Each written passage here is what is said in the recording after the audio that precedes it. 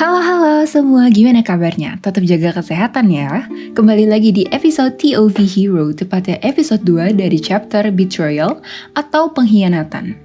Di episode sebelumnya, sudah dibahas mengenai 2 dari 5 hero yang telah membelot ke fraksi Lockheim, yakni Hayate atas dasar rasa muak karena kaumnya dimanfaatkan oleh pihak Veda, dan ada Aleister yang tidak mau kalah saing dengan muridnya sendiri, yakni Tulen. Nah, kita lanjut yuk ke 3 hero sisanya. 3. Tara.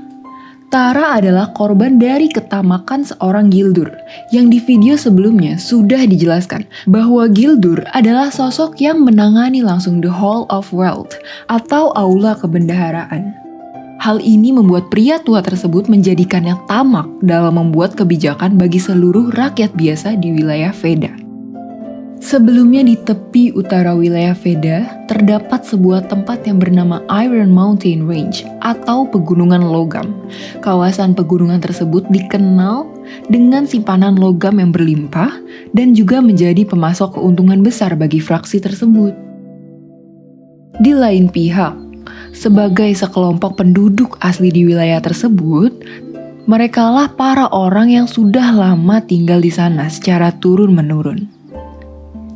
Sebagian besar penduduk telah bermigrasi dan meninggalkan sumber daya pertambangan di sana, sehingga orang-orang dari Iron Mountain Range yang tersisa melakukan pekerjaan kasar menjadi penambang sebagai pekerjaan utama mereka, dan diawasi langsung oleh sang kakek-kakek Gildur.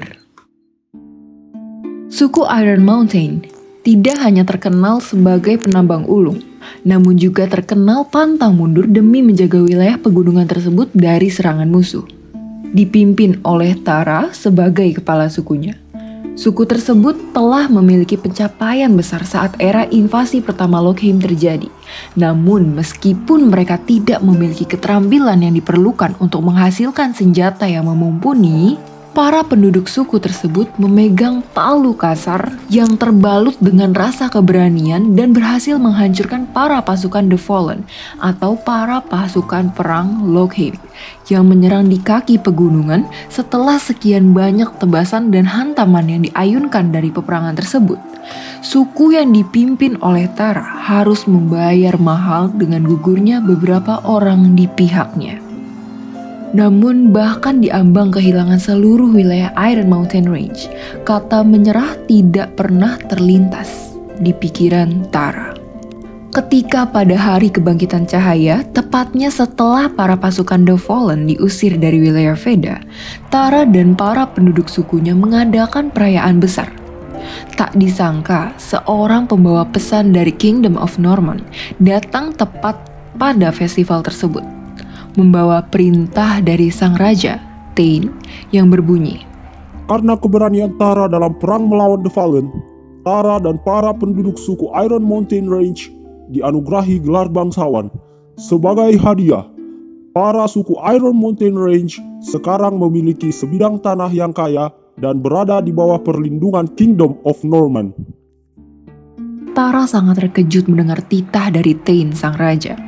Itu artinya dia dan sukunya akhirnya bisa lepas dari kehidupan kekurangan material dan kerja keras menambang selama bertahun-tahun.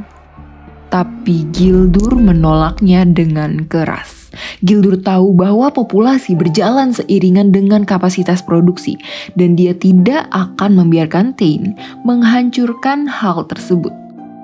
Dengan murka, dia mengasingkan utusan Tain tersebut dan Tara dianggap sebagai pengkhianat dan dipenjara. Selain itu, pajak suku Iron Mountains akan dinaikkan berlipat ganda selama 10 tahun ke depan sebagai hukumannya. Iya, hukuman yang pada dasarnya gak ada yang bersalah di sini, melainkan semua ini tuh hanya karena ketamakannya Gildur yang ketakutan bahwa gak akan ada yang menambang lagi di sana. Dan hukuman tersebut membuatnya jatuh dari ujung surga sampai masuk ke palung neraka yang paling dalam dengan siksaan yang tak berujung. Vira yang telah memata-matai dari kegelapan mengambil kesempatan ini untuk menyelamatkan Tara. lalu meninggalkannya dengan kata-kata ini. Para dewa yang berada di cahaya telah mengecewakanmu.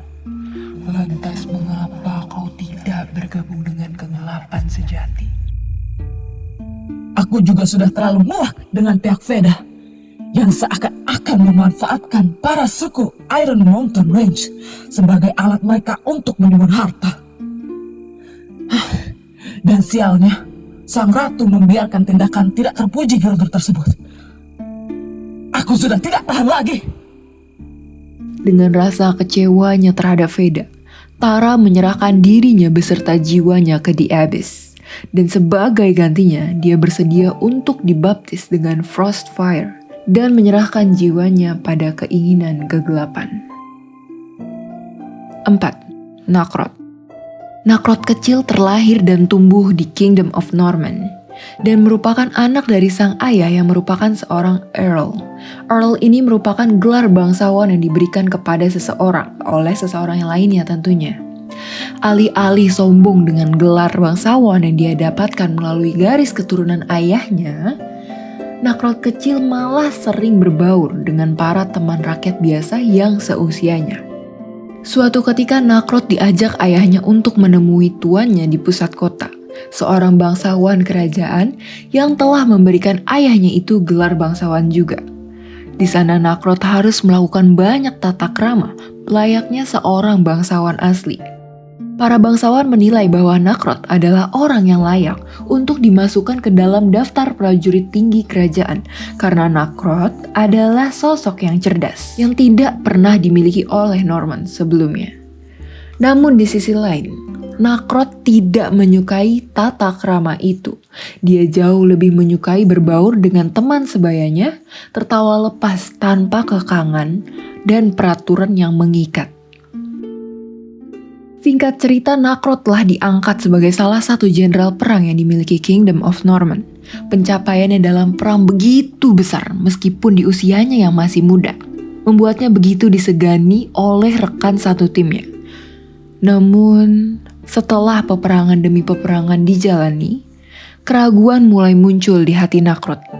Dia akhirnya tahu bahwa peperangan hanyalah alat yang digunakan oleh para bangsawan untuk saling merebut, menindas, dan menguras semua hak milik rakyat kecil. Pun di dalamnya termasuk bangsawan kecil seperti ayah tercintanya.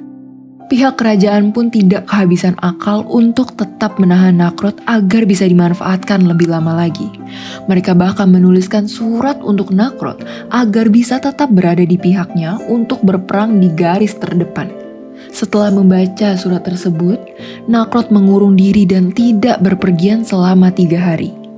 Dan di peperangan berikutnya, tiba-tiba Nakrot berubah menjadi sosok jenderal perang yang tanpa ampun.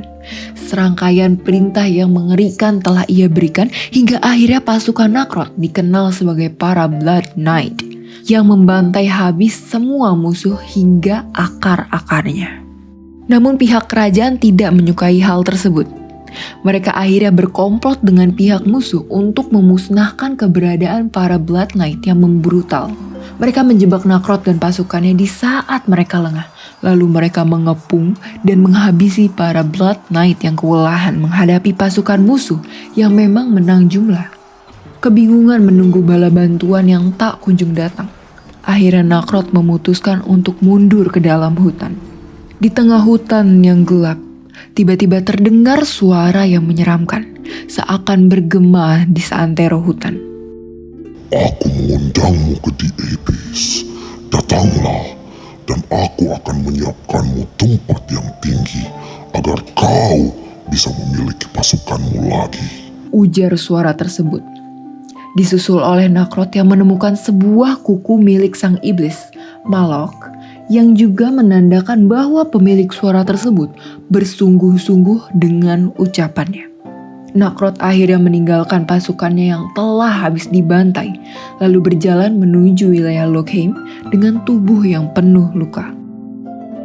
Aku bersumpah, Norman, aku akan mengibarkan bendera Blood Knight sekali lagi. Last but not least, Megangga. Aku hanya percaya dengan kekuatan. Tidak ada yang lain. Sifatnya yang kejam dan haus kekuasaan membuat Megangga menjadi sosok alami di dunia black magic. Tidak banyak yang diketahui tentang Megangga, selain fakta bahwa dia aslinya bukan berasal dari Lockheim. Sebagian orang malah mengira bahwa dia berasal dari Avatar, tepatnya suku Dwarf. Berdedikasi, termotivasi, dan dipenuhi kelicikan. Megangga tidak akan puas dengan hanya menjadi salah satu penyihir paling kuat dan terpelajar di dunia. Dia tetap mencari kekuatan terbesar yang belum pernah dilihat dunia. Dan dia mulai melakukan perjalanan melintasi berbagai negeri, mempelajari keajaiban setiap ras dan manusia, berharap menemukan jalan menuju kekuatan yang lebih besar. Usahanya tidak sia-sia. Di salah satu wilayah hutan kuno di Avatar, dia menemukan catatan penelitian dari seorang penyihir hebat. Seorang praktisi voodoo magic. Bahasa kasarnya ya ilmu santet lah ya. Sebagai cabang dari black magic, voodoo magic juga telah lama dilarang oleh Veda, di mana para pelakunya akan dihukum langsung oleh The Magister Council. Ketika itu Megangga menyebarkan informasi palsu bahwa dia masih melanjutkan perjalanannya. Sementara dia sebenarnya mendirikan markasnya di Moonlit Plains yang terletak di titik pertemuan beberapa fraksi. Di sana terdapat banyak pedagang yang singgah dan beristirahat. Itu adalah tempat yang ideal bagi Megangga untuk menyembunyikan identitasnya dan memperoleh bahan untuk penelitiannya. Saat penelitiannya berkembang, Megangga menjadi sadar akan ketidakmampuannya bahkan saat dia mendapatkan kekuatan voodoo magic. Jadi dia dengan cepat memakan umpan yang ditawarkan oleh Vira. Jika kau ingin mempelajari black magic lebih lanjut, satu-satunya cara yang tersisa adalah berpaling ke pelukan Lockheim. Atas perintah Vira, Megangga terus mengintai di antara manusia, melakukan eksperimen menyimpang dan menciptakan The Corrupt yang baru sambil terlibat dalam berbagai kegiatan spionase dan pembunuhan. Lahirnya Scout dan gugurnya The Silver Moon Priestess, Luna atau saudara perempuan Lindis. Keduanya adalah hasil karya Megangga dan bukti bahwa Megangga telah jatuh sepenuhnya ke kegelapan. Nah, seperti yang kalian ketahui, di skill setnya Lindis itu akan kelihatan beberapa bayangan-bayangan yang mirip banget sama Lindis. Nah, sebenarnya bayangan tersebut itu bukan bayangan biasa.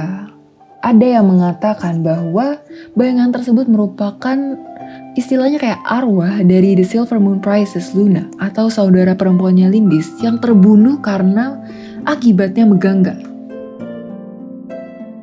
Yang lemah meringkuk di hadapan yang kuat, dan yang kuat akan mendapatkan segalanya.